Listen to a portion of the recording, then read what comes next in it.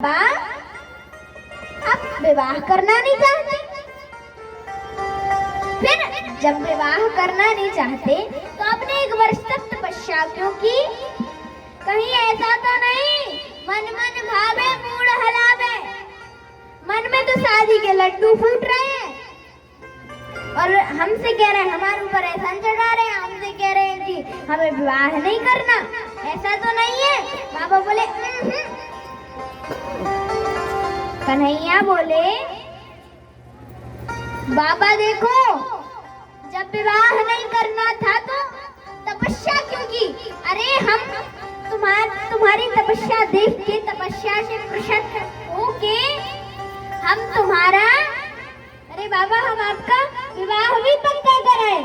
बोले विवाह पक्का कराए तो कर लेंगे विवाह, जब कर ही आए हो तो। कन्हैया बोले सुनो, आज से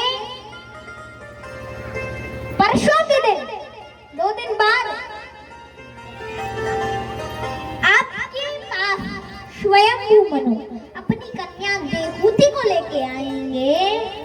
मना मत कर देना, नहीं तो जीवन भर शादी के लिए तपस्या ही करते रह जाओगे। बाबा बोले ठीक है।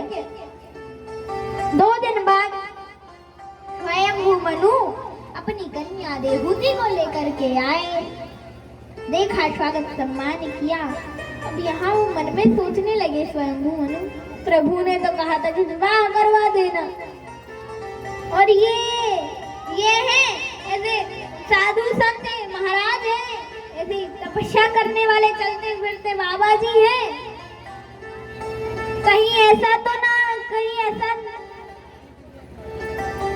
तो नहीं हो जाएगी मैं विवाह करके गया और ये मेरी बेटी को जंगल में अकेला छोड़ के अपना सूटा लोटा लंगोटा लेके चले जाए, भाग जाए। लेकिन प्रभु ने तो यही कहा था कि इन्हीं से विवाह करवा देना। अब क्या करूं? बोले प्रभु ने मुझसे कहा था, कर्दम ऋषि से स्वयंभू मनु बोले कि प्रभु ने मुझसे कहा था कि विवाह करवा देना। कहा तो मुझसे भी तो कहा था कि विवाह कर लेना। तो अब स्वयंभू मनु ने कर्दम ऋषि यहाँ विवाह करवा के स्वयंभू मनु जाने लगे तो कर्दम ऋषि ने कहा रुकिए, मेरी एक शर्त है। कहा क्या शर्त है? बोले मेरी ये शर्त है कि प्रभु देखो,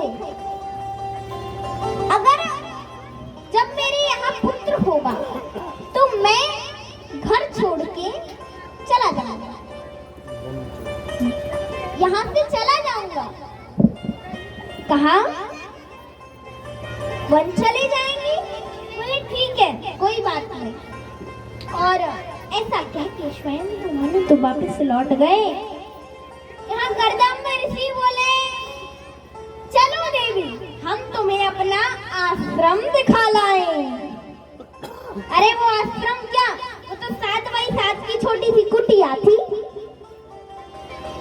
जैसे ही उस कुटिया के अंदर प्रवेश किया देवहूति मैया ने, ऊपर की ओर नजर पड़ी, हजारों मधुमक्खियों के छत्ते लगे हुए थे। देवहूति मैया बोली महाराज ये क्या है? कहा ये, अरे ये मधुमक्खियों के छत्ते हैं। ये मधुमक्खियां इस घर को अपने घर समझती हैं, इसलिए मैंने इन्हें यहाँ से जाने नहीं दिया। अच्छा, थोड़ी देर बाद जो दीवारें होती है ना, दीवारों पर नजर पड़ी। बोले महाराज ये क्या है? कहा ये, अरे देवी ये चिड़ियों के घोंसले हैं। चिड़िया भी इस घर को अपने घर समझती है, इसलिए मैंने इनको भी घर से नहीं जाने दिया। कुछ देर बाद उनकी नजर दीवार होती है, दीवार के किनारे किनारे गई। महाराज ये क्या है? कहा ये चूहों के बिल हैं। चूहे भी इस घर को अपने ही समझते हैं, इसलिए मैंने इनको भी नहीं जाने दिया। बोले अच्छा, फिर महाराज आप कहाँ रहते हैं? फिर आप कहाँ रहते जब यहाँ ये सब रहते हैं? कहा मैं एक कोने में एक खूंटी थी, उससे एक थैला टंगा हुआ था, उस पे एक थैला टंगा हुआ था। बोले देवी देखो, वो है अपनी गृहस्थी। अरे वो गृहस्थी क्या, उसमें तो सोटा लोटा लंगोटा रखा हुआ था। देहूती मैया बोली धन्य है, धन्य है, ऐसे मैं धन्य हूँ कि मुझे ऐसे पति मिले। कितने धर्मात्मा पति हैं, कितनी पुण्य आत्मा पति हैं। अगर आजकल की होती तो, अगर आजकल की पत्नियां होती तो बताओ वो क्या कहती? बताए बताए वो क्या कहती? बताओ बताओ, पता है? पता है? बताओ क्या कहती?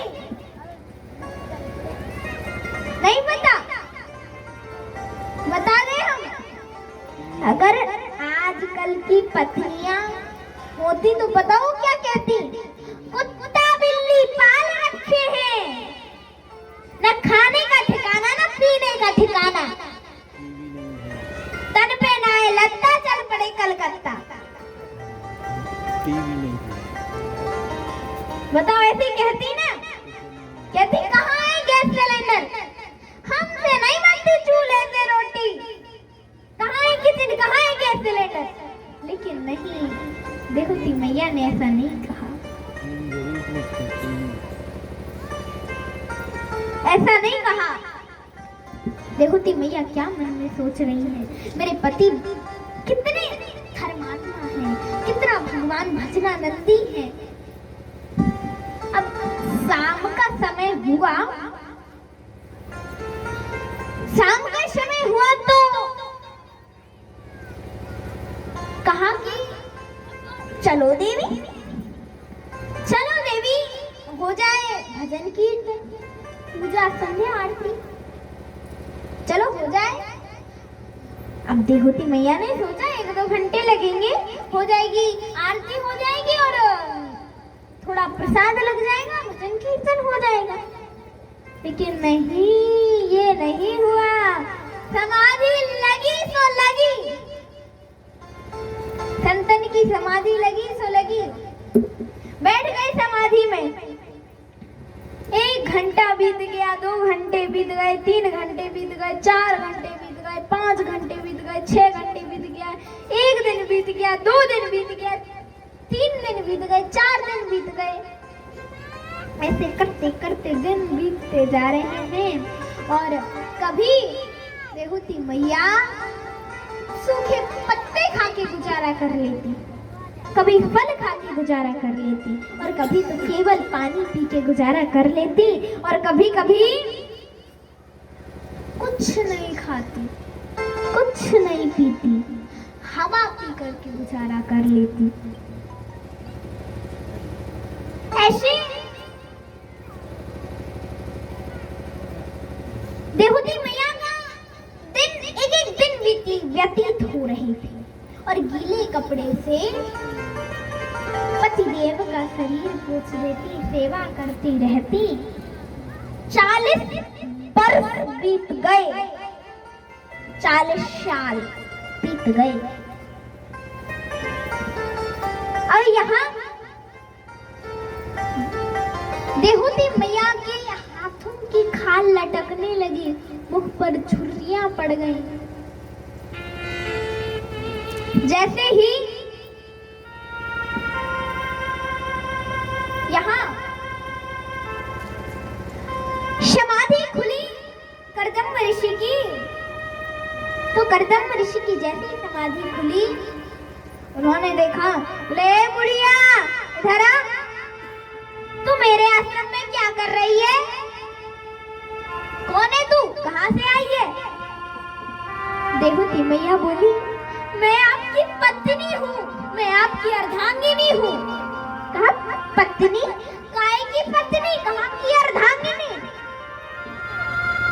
समझ गई देहूती मैया कि मुझे भूल गए हैं। बोले याद करो, आज से 40 वर्ष पहले, 40 वर्ष पहले स्वयं मनु अपनी कन्या देहूती को लेकर आपके पास आए थे, आपके साथ विवाह करके गए थे। मैं वही तो हूँ। कहा देवी तुम वही हो? पिता के घर नहीं गई? कहा नहीं महाराज, पति का घर पत्नी के लिए स्वर्ग के समान होता है। मैं आपकी सेवा करती रही, मैं नहीं गई अपने पिता के यहाँ, मैंने ये अपना धर्म समझा। हाँ देवी, मांगो तुम्हें क्या चाहिए, मांगो देवी। कहा मांगो प्रभु, बस मैं इतना ही चाहती हूँ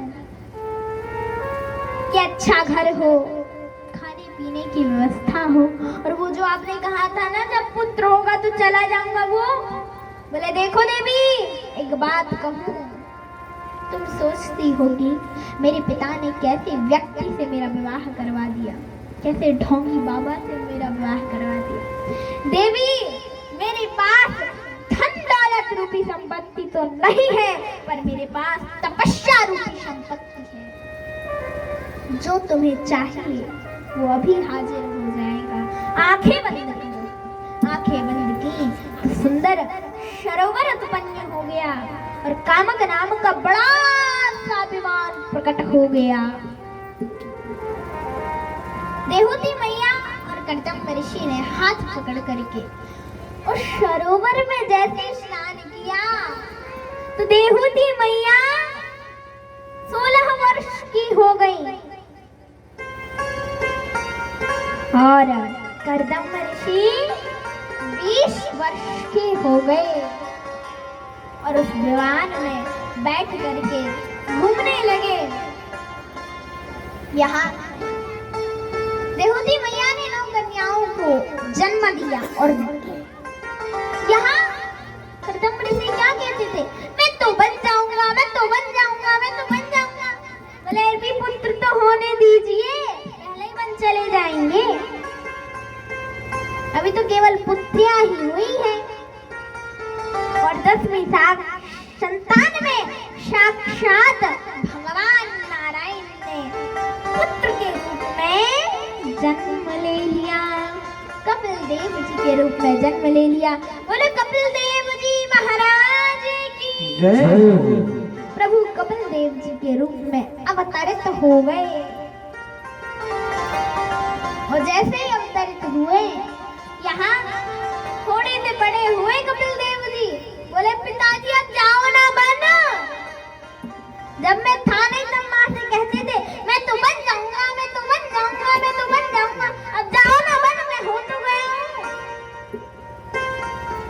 अब जाओ बन। बोले बन जाऊंगा पुत्र, जब से तुम्हारा प्राकट्य हुआ है तब से बन जाने की तो इच्छा ही नहीं करती, बन जाने की इच्छा नहीं करती। बोले पिताजी जाइए बन, उसी में आपकी भलाई है। और कर्दम ऋषि बन चले गए, कर्दम ऋषि तो बन चले गए, लेकिन देहूती मैया ने सोचा कि अरे मेरे घर प्रभु का प्राकट्य हुआ है और मैं उनको अभी तक अपना पुत्र समझती रही। आज मुझे सत्संग करना चाहिए, मेरे यहाँ प्रभु का जन्म हुआ है, इससे अच्छा अवसर कब मिलेगा। मेरे घर प्रभु का परम पिता परमात्मा परमेश्वर का जन्म हुआ है। और उन्होंने सुंदर मंच सजाया, आरती सजाई, कपिल देव जी को स्नान करवाए, सुंदर मुकुट धारण करवाया, सुंदर वस्त्र धारण करवाए, हाथ में कमंडल दे दिया, गले में माला पहना दी, माथे में चंदन लगा दिया और उस मंच पर बिठा दिया। आरती उतारी और और जैसे ही पैर छूने के लिए हाथ आगे बढ़ाए, हाथ पकड़ लिए, बोले माँ जो कार्य आज मुझे करना चाहिए था वो कार्य आप कर रही हैं। जो कार्य मुझे, जो काम मुझे करना चाहिए था वो काम आप कर रही हैं माँ। ये नहीं, ऐसा नहीं होना चाहिए। नहीं माँ, नहीं, ऐसा मत कीजिए माँ। कहा प्रभु आप तो परम पिता परमात्मा परमेश्वर हैं, और जब आप परम पिता परमात्मा परमेश्वर हैं प्रभु, तो अभी तक तो मैं आपको पुत्र समझती रही, लेकिन अब नहीं, अब मैं समझ गई। अब मैं और गलती नहीं करूंगी, अब मैं और गलती नहीं कर सकती। मैंने बहुत गलती कर ली, बहुत। कहा मुझे प्रभु मुझे सत्संग करना है। कहा सत्संग करना है, ठीक है बताओ आपको क्या सत्संग करना है। कहा बंधन और मुक्ति का कारण क्या है। बंधन और मुक्ति का कारण क्या है। कहा बंधन और मुक्ति का कारण है मन। जो भी कुछ है सब मन है, मन के हारे हार है, मन के जीते जीत, मन ही मिलावे राम सोर, मन ही करावे फजीत। देखो मन जो भी है सब मन है। बंधन और मुक्ति एक ताला है और उसकी चाबी क्या है। मन, मन है उसकी चाबी। और वो जो बंधन मुक्ति का ताला है उसमें मन की चाबी लगाकर अगर हम ऐसे घुमाएंगे तो वो ताला बंद हो जाएगा, और ऐसे घुमाएंगे तो वो ताला खुल जाएगा। तो अगर इस साइड घुमाते हैं मतलब हम अपने मन को संसार की ओर घुमाते हैं, संसार की ओर घुमाते हैं, तो हम बंधन में बंध जाएंगे, हम उस बंधन में बंध जाएंगे। और अगर हम चाबी को इस साइड यानी कि भगवान की तरफ मन को घुमाते हैं तो हम बंधन से मुक्त हो जाएंगे, हमारी मुक्ति हो जाएगी, मुक्त हो जाएंगे हम। तो बंधन और मुक्ति का कारण क्या है। क्या है बंधन और मुक्ति का कारण। मन, मन। अरे माँ, अरे मैया, आप तो अपने इस मन को भगवान के चरणों में लगा लो, भगवान के चरणों में बांध लो। कहा मन भगवान के चरणों में जब बंधते ही नहीं तो कैसे बांध लें। कहा कि भगवान के भजन में मन नहीं लगता। कहा चिंता मत करो मैया। कहा कि अरे बेटा देखो मेरी ये जो इंद्रियां हैं, मेरी इंद्रियां 5 ज्ञान इंद्रियां और 5 कर्म इंद्रियां, ये 10 इंद्रियां मुझे अपनी अपनी ओर खींच रही हैं। वो अपनी अपनी ओर खींच रही। आँख कहती सुंदर दृश्य देखो, कान कहते सुंदर संगीत सुनो, वो कहता सुंदर पदार्थ पाओ, रसना कहती सुंदर पदार्थ पाओ। सब अलग अलग मुझे खींचते हैं, सब कहते हैं कि ये करो वो करो वो करो वो करो, सब अपनी अपनी ओर खींच रहे हैं। और जैसे माता एक बात ध्यान से सुनना, देखो एक बगीचा है, उसमें आम का पेड़ है। आंखों ने देखा आम के पेड़, आमों को, आम के पेड़ को किसने देखा। किसने देखा। आंखों। और चल के कौन गया। आंखें चल के जा सकती हैं। चल के कौन गया। कौन गया चल के। पैर। और तोड़ा किसने। पैर तोड़ सकते, फिर तोड़ा किसने। किसने तोड़ा। हाथों ने। उसके बाद उसका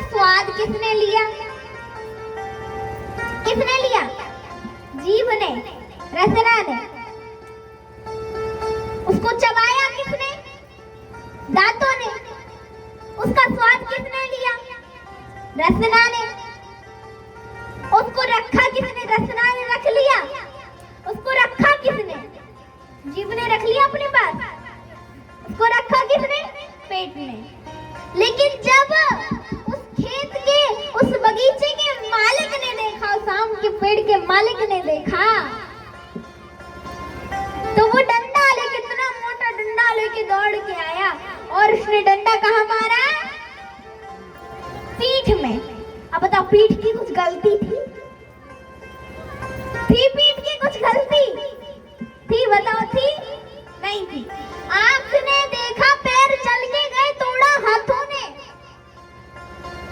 ना उसने देखा, ना पीठ ने देखा, ना पीठ चल के गई, ना पीठ ने तोड़ा।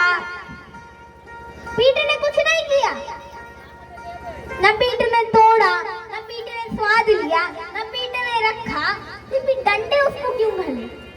और उसके बाद आंसू गाय से निकले, आंख से। गलती आंखों की थी। आंखों ने देखा क्यों?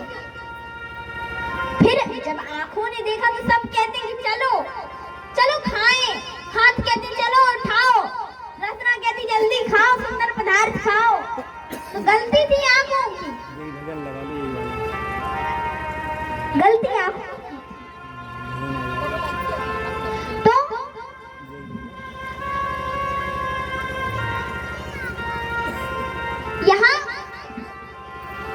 यहाँ पे ऐसे ही कह रही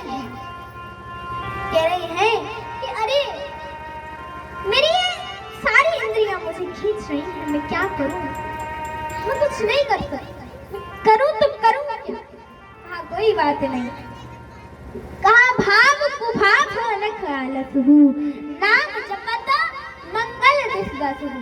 आप भगवान का नाम अगर आपका मन नहीं लगता तो चाहे भाव से जपो, चाहे कुभाव से जपो, लेकिन भगवान का नाम तो कल्याणकारी होता है, कल्याण करता है सबका। भगवान का नाम हमारा कल्याण करता है। भगवान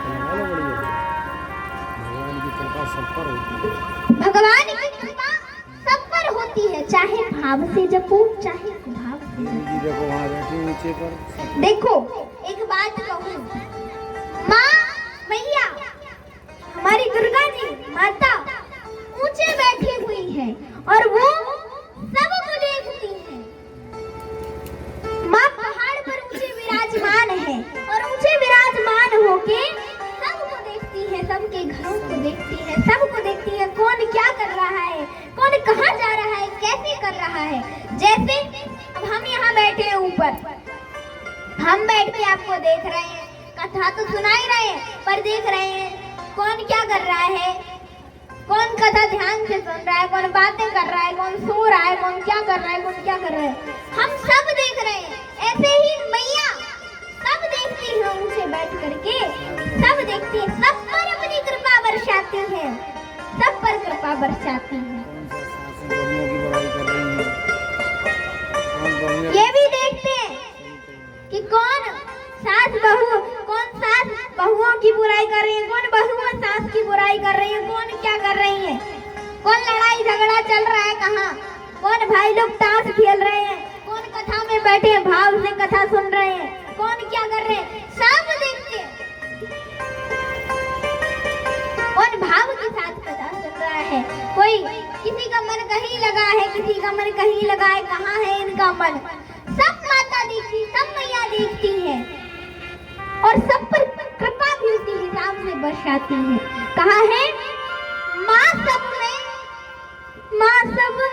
समभाव विराजे, माँ सब में समभाव विराजे, सब करे कल्याण।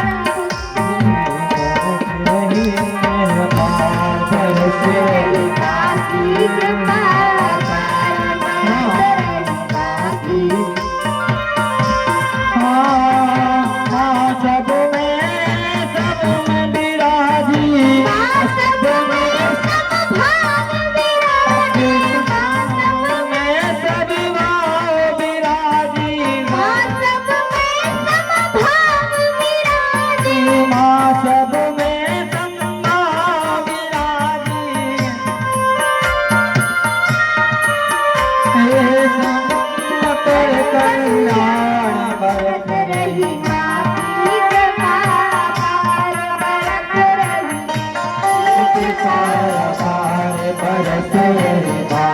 कृपा अपार बरस रही। जय हो। सभी मिलकर गाएं, सभी मिलकर बोले और दोनों हाथ उठा के तालियों की सेवा करते हुए।